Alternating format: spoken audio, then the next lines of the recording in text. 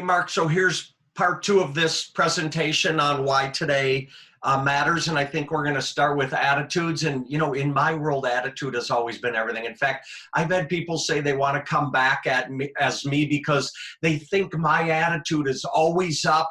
I'm always engaged. I can tell you I'm hardwired that way. But let's talk about why it's so critical for people. Yeah, I think it's important. It's very important to me because I think attitude gives me possibilities.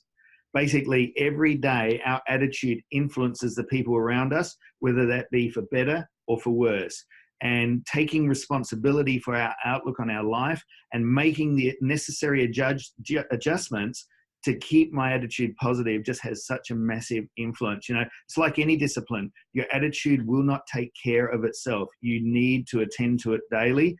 And when you do, the positivity that you will gain and the opportunities that come from relationships and everything you encounter is just very positive. I know it sounds very cliche, but there's the old expression about getting up on the wrong side of the bed, right? And isn't it more helpful to get up on the correct side of the bed, especially as it speaks to attitude? Yeah, you know what? I have no empathy for people with a bad attitude because it's a choice, right? It's not a disease, right? It's a choice. When someone hoots their horn at you while you're coming into work, or someone has a slide comment at you, it's your choice how you respond to that. You know, life is 10% what happens to us and 90% how we react to it, and that comes down to our attitude. Well, I grew up in a house where my parents would not allow us to use the N''T words. So the words couldn't, shouldn't, what didn't exist in my household. And that kind of leads us into part two of this, which is priorities. And I know that's very difficult for people because they have clutter, whether it's on their desk or in their head. So talk to me about setting priorities and why that is important. Yeah, priorities are important to me because it gives me crystal clear focus. You know, prioritizing your life gives you energy to yield the highest return. You know, we're trying to digest 36,000 messages minimum a day. And if you don't know what your priority is, you'll end up getting punch drunk.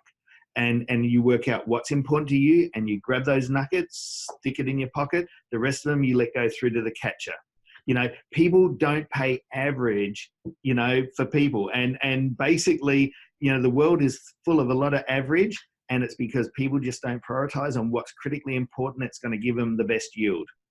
Mark, give me and give our members one or two takeaways on how to prioritize, because I think a lot of time the way people are wired, they have the mess, but they don't know how to stack it up on a list and put things in order. What do you do? I often say don't schedule your priorities. Sorry, don't prioritize your schedule your priorities. I love it. Right? Because what happens is you can be busy. One of the greatest bosses I work for and the greatest leaders, every time he'd come into my office, he'd ask how things going. And if I said I was busy, he'd ask, are you busy making money or losing money?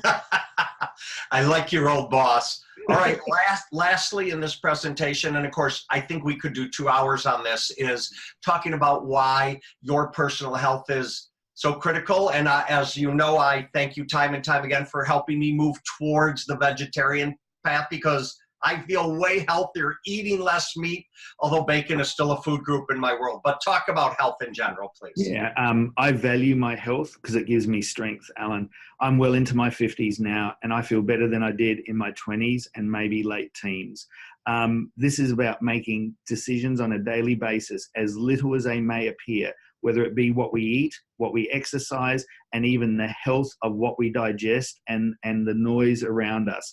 This is what actually is healthy. You know, health is wealth. And I think it's really critical in that area. And you look at anyone who maintains health, it's very good for their attitude and everything else that they do. And I think Mahatma Gandhi, I think, had one of the greatest quotes of all time when he said, when people asked what fascinated him the most, he said he cannot understand why people spend most of their health to gain their wealth, and then in later years, they spend all their wealth to regain their health.